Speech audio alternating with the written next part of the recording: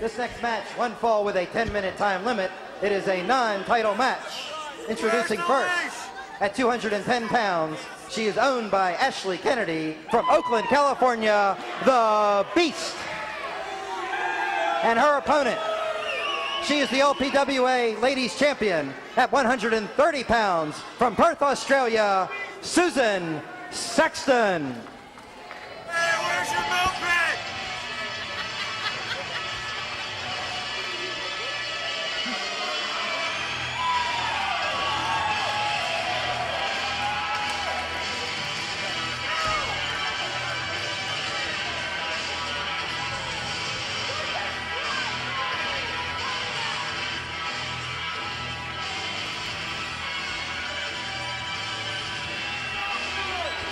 I've been very curious as to why this match is non-title. I have tried to get an answer. Some people say it's because Commissioner Wally Carbo did not feel the Beast deserved a title shot.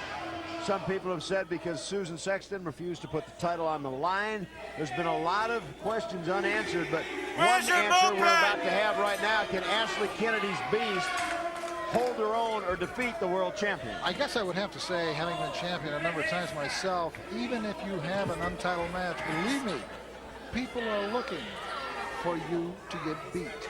Oh, and the thing is, I don't think that the champion may be in a dire situation. If they get injured during the match, they might all of a sudden say, hey, you know, discretion is a better part of valor here. But instead, most of the time, 90% of the time, you're out there trying to be victorious because you are the champion and you represent it every time you step in the ring. The Beast is the one who wants to take and make the track record. The Beast is the one that wants to establish herself so that she's got to carry the battle with Sexton. All Sexton's got to do, so to speak, is defend the fort.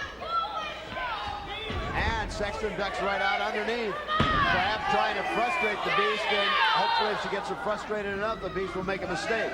Sexton goes for a drop toe, and it worked, but the Beast was in the rope, so Sexton had nowhere to go with it. But that's what we talked about. Suzan's got to use her speed, her quickness. Now she tried to duck out and ran smack down into her knee from the Beast. Beast now just bouncing Sexton's throat right out that second rope. Nothing real smooth and articulate about the Beast.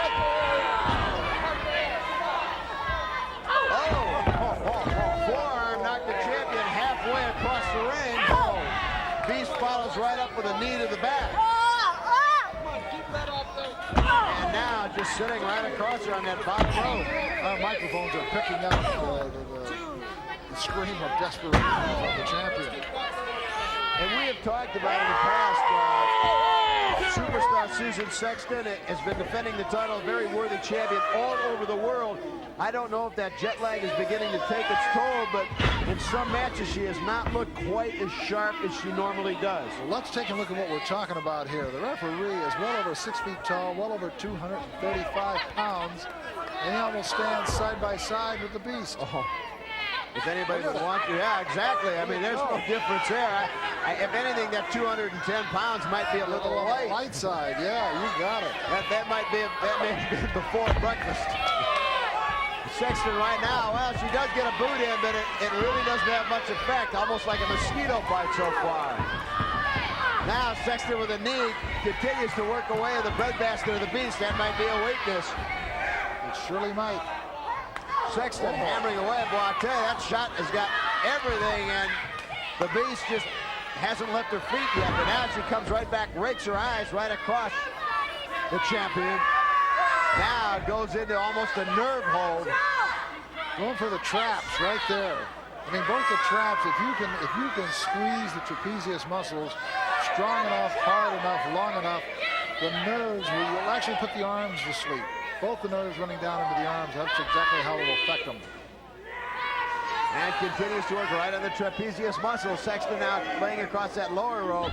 And the Beast sits right down on her before breaking the hold. Now continues kicking away the shins right at the champion. Sexton is going to have to take and evade the big person being on top and being in control. There's too much weight there and it can do too much damage. And she's got to take and make sure that she can just vacate the premises, so to speak, Move to a section of the ring. Move out of the ring if you have to. Run to the sidelines. Who cares? Well, we will certainly find out.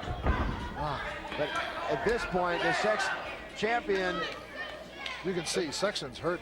She's hurting, and very honestly has been able to mount no offensive attack against the Beast. But again, the Beast has got everything to gain and nothing to lose. Superstar Suzan Sexton is the champion, has been the champion now for just about a year, and now, not scientific, but beginning to do some damage, and perhaps that's what she has to resort to. But there again, the Beast comes back with one haymaker that does more damage than Sexton's 3 or 4. The Beast is just too big and too powerful. You've got to use a different tactic. You got to knock one of her heels out from underneath her. Now, there's a good opportunity from what I just said. She just gave a double knee drop, and she could be hurting. At least the champion's picking up on that right now, and she is picking up on it. She's using the rope. She's going to take and do whatever she has to, because if this big gal can stay down, she can't use all that weight and that power that she's got to hurt Sexton. Bottom line, you're exactly right. I don't think Superstar Sexton can win this thing scientifically. No, now, you know, when you're in a street fight, you can't go by Marcus of Queensberry rules. No. And she is in a street fight, make no mistake about it. I know Marcus, and he ain't gonna treat you right. You've got that exactly right. Beast now's got the champion back in the corner. Shot right to the top of the throat, off the ropes and into the other turnbuckle. She just throws her right across. Sexton got out of the way. Now, hey, smart move. The old Three Stooges got her off. A count of 1, but the Beast throws her all the way up and into the turnbuckle. The old schoolboy takedown, so to speak. Exactly. Get behind her and have her back in, get her off, whatever. It was a good move, and that's what she needs to do, is get her off. Champion ducks underneath. Oh, drop kick, and the Beast just got out of the way. Had no effect. Now, takes her down to one knee. But just one knee. Sexton has got to... down. She got her down. Hooks the leg and cover, kind of 2, but the Beast right just on top of the referee. crosses her right off, and as you said, on top of the referee. And Sexton, I mean, almost a look of disbelief. Now look at Ashley Kennedy trying to choke away the champion. Ashley Kennedy adding a little bit. Now Sexton, she's going around behind the Beast. She's up on the second rope. She's going all the way up to the top rope. Comes off, cross body block, and the Beast just caught her. It didn't work. Beast picks her up, scoop, slam. Oh, just sits right down. 2, 3, 4. Look at that diaphragm. I tell you, you talk about possible internal injuries. Now just choking Sexton. That boot right across the neck. Oh, Sexton is definitely in some trouble. I don't know if I'm seeing things with the angle or what, but I think she's bleeding from the mouth. I'm not sure. I think you're exactly right. It looks like there's some traces of blood coming out of the mouth. Oh, the splash right in the corner. You're exactly right. Now splash is on top. 1, 2, 3. She got her. The Beast has defeated the world champion, Superstar Suzan Sexton. Our colleague Bonnie Blackstone is standing by and is going to talk to Ashley Kennedy and the Beast, and that should prove to be very interesting. Quite an arrogant display there by Ashley Kennedy, both in and outside the ring, taking the LPWA crown and holding it above your head. Let me remind you and the good people here of Hamburg, Pennsylvania, this was not a title signed match. That's because she's chicken of my Beast. That should have been a title match. I should have that belt around my waist right now. I suppose in the coming weeks we'll see you heading out to Commissioner Carbo's office to get a title match signed. That's right. I will be in that office first thing in the morning. I want a title match against Sexton and my Beast. I need that belt. It goes around my waist. I deserve to wear it. Totally being hypothetical here for just a second, let's imagine that Commissioner Carbo granted your wishes. Let's just say for just a second that you were not allowed at ringside as one of the stipulations. I don't go anywhere without my Beast, and my Beast doesn't go anywhere without me. We'll see if she can defeat Superstar Suzan Sexton so that she can wear the title around her waist. Ken, let's go back to you. Still a lot